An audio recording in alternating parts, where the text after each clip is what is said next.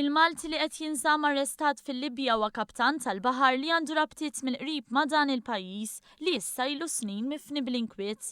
Kien nhar it-tlieta li l-Gvern Malti ħabbar li qed isegwi l-każ ta' Malti li kien arrestat fil-parti tal-Libja immexxija mill-Gvern ta' Tobruk li huwa rikonoxxut b'mod internazzjonali.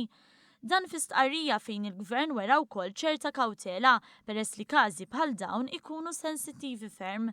Iżda l-erba filgħodu tkellem dwar il-każ Hussein Mużrati, iċ-Charge d'Affaires li jirrappreżenta l-Gvern ta' Tripli f'Malta.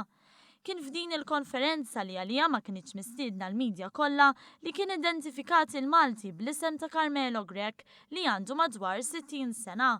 Mużrati qal li l-Malti ilu miżmum 13 jum u medja oħra li kienet mistiedna ikkwotatu jgħid li dan kien qed jinżamm arrestat brabta ma' kwistjoni ta' viża. Huwa qal ukoll li l-Malti huwa magħruf sew mal-Libjani kif hemm liċ-ċittadini Libjani u wassal xi mediċini u tobba lejn il-Libja fi żmien ir-rivoluzzjoni tal-2011. Fi stqarrija tal-Gvern it-tlieta filgħaxija, il-Gvern qal li l-Malti kien arrestat mal-wasla tiegħu fl-ajruport tal-Abrak u li kien qed jinżamm f'ħabs fil-Libja.